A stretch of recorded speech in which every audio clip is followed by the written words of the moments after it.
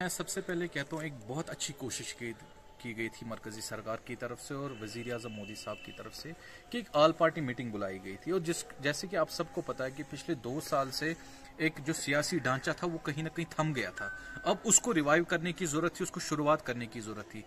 लगभग काफी टाइम से अब governor rule Jammu Kashmir union territory में, और ज्यादा देर तक ये गवर्नर रूल ठीक नहीं रहता किसी भी स्टेट या यूनियन टेरिटरी के लिए।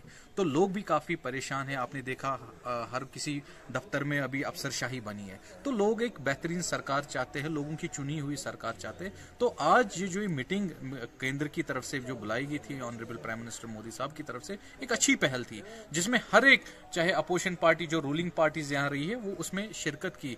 तो मुझे लगता है एक पीसफुल एटमॉस्फेयर में वो मीटिंग हुई, हर एक ने अपनी राय रखी। मुझे काफी अच्छा लगा गुलाम नबी आजाद साहब ने जो अपना पॉइंट रखा था कि जो कश्मीरी पंडित है, अब कोशिश करनी है कश्मीरी पंडितों को यहाँ वापस लाने की, उनको वापस फिर से यहाँ बसाने की। तो एक अच्छा पॉइंट है। मुजफ्फर बेग ने भी काफी अच्छा पॉजिटिव रिस्पॉन्स दिया।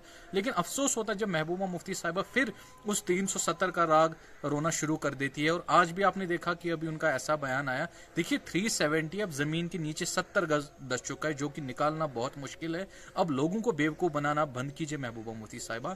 आप वही महबूबा मुफ्ती साहिबा जब गरीबों के इलेक्शन, जब छोटे इलेक्शन यहां पर हुए थे, तब आपने बाइकआउट किया।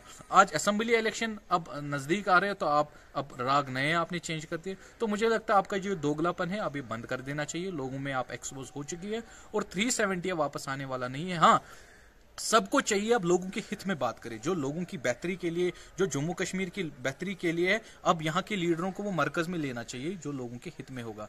अब आपने देखा कि किस तरीके से पीडीपी की तरफ से बयान आया, बहुत अफसोस होता है। लेकिन ओवरऑल जो देखा जा रहा है, जो बड़े नेता है फारूक अब्दुल्ला साहब, उमर अब्दुल्ला साहब, मुजफ्फर बेग, उन्होंने काफी अच्छा पॉजिटिव रिस्पॉन्स दिया, आजाद साहब ने रिस्पॉन्स दिया। मैं समझता हूँ पीसफुल एटमॉस्फेयर में एक काफी अच्छी मीटिंग हुई और आगे मुझे लगता है लोगों तक इसके नतीजे आने वाले। एक फ्रूटफुल मीटिंग फिलहाल आज ही साबित हुई। देखिए, जहाँ तक सियासी पेशरफत का ताल्लुक है, ये अच्छी बात है कि जो वज़ीर आज़म ने मीटिंग बुलाई थी, हमने गालिबन आप ही के साथ यही बात 2 दिन पहले की थी कि इस मीटिंग में जो भी अंदरूनी मामलात हैं उन पे बात होगी।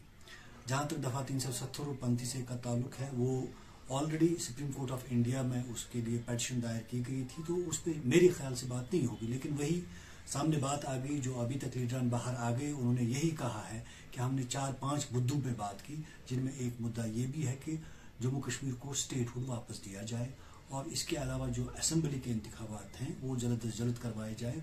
और डिलिमिटेशन पे भी बात हुई, और वही जो डिलिमिटेशन प्रोसेस है उसको स्टार्ट किया जाएगा, उसके बाद ही असेंबली के इंतखाबात होंगे, ताकि अपनी हुकूमत बने और लोगों के मसाइल हल हो। इसके अलावा जो कश्मीरी पंडित हैं उनकी वापसी के बारे में भी बात हुई, और भी कुछ बातें जो लीडरान ने वहाँ प्रेस के सामने रखी, वो यही था कि कश्मीर में ज़्यादा से ज़्यादा हर तरह की तरक्की होनी चाहिए। जो मुल्क के बाकी हिस्सों में तरक्की हो रही है, उसी तरह से यहाँ भी तेज़ तर तरक्की होनी चाहिए। तो ओवरऑल यही कहा जा सकता है कि जो आज की मीटिंग का महाहासिल है वो यही है कि हर एक को जमहूरी निज़ाम को मजबूत बनाने के लिए काम करना चाहिए, और उसी की वजह से तामीर और तरक्की भी मुमकिन हो सकती है। दफ़ा 370 जहाँ तक मुजफ्फर बेग का ताल्लुक है, वो एक बहुत बड़े कानूनदान है, सुप्रीम कोर्ट ऑफ इंडिया में लॉयर रह चुके हैं। तो उनको एक इल्म है इस बात का कि 35A में कौन से मुद्दे हैं और 35, ये तो अलग अलग मुद्दे हैं जो आर्टिकल हैं कॉन्स्टिट्यूशन ऑफ इंडिया के। लेकिन अगर माइन्यूटली देखा जाए, दफा 370 और 35A एक ही चीज के 2 नाम है जो मुझे समझ आ रहा है। एक सिर्फ नौकरियों और जमीन के मुतल्लिक है, दूसरा जो है वो ओवरऑल जो एडमिनिस्ट्रेटिव सिस्टम या यहाँ की निज़ाम हुकूमत के बारे में, वो उस बारे में है। तो कुल मिलाकर यही कहा जा सकता है कि एक जैसी बात है। दफा 370 और 35A लाजमी मलजूम एक आपस में मिल रहा है। मुफ्ती ने वो उन सब इश्यूओं पे बात की जो लोगों की जो है इश्यूज थे, जो लोगों की डिमांड्स थी। तो और उसने ये बात भी वाज़ेह कर दी वहाँ की कि जो आपने 35A 370 को इलीगली और अनकॉन्स्टिट्यूशनली जो है हमसे छीना, हम उस चीज़ को बिल्कुल नहीं मानते हैं। ये एक इलीगल एक्ट था, जो हमारी असेंबली, कॉन्स्टिट्यूट असेंबली का हक था, वो आपने जो है चोर दरवाजे से हमसे छीना है। हम बिल्कुल उस पर स्ट्रगल करेंगे, हम जद्दोजहद करेंगे। हम कतई इस चीज़ को मानते नहीं हैं।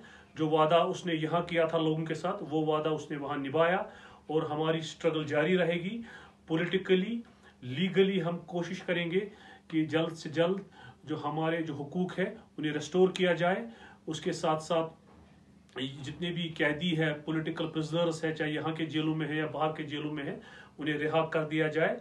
और जो ऑनरेबल प्राइम मिनिस्टर ने ये कहा है कि हम दूरियां जो है दिल्ली और कश्मीर की दूरियां, जम्मू कश्मीर की दूरियां दूर करना चाहते हैं, हम ये समझते हैं कि वाकई जो जख्म लग गया है तो प्रैक्टिकली उसे मरहम लगाने की ज़रूरत है, तब जाके ये दूरियां जो है ख़त्म हो सकती है। और आपने देखा होगा ये मारदाट, इसमें जो है सफरर्स जम्मू कश्मीर के लोग हैं, और हम ये समझते हैं कि जितने भी स्टेक होल्डर्स हैं उन सब से बात होनी चाहिए। ये हमारी प्रेसिडेंट मैडम महबूबा मुफ्ती ने ऑनरेबल प्राइम मिनिस्टर के सामने ये सारी बातें रखी है।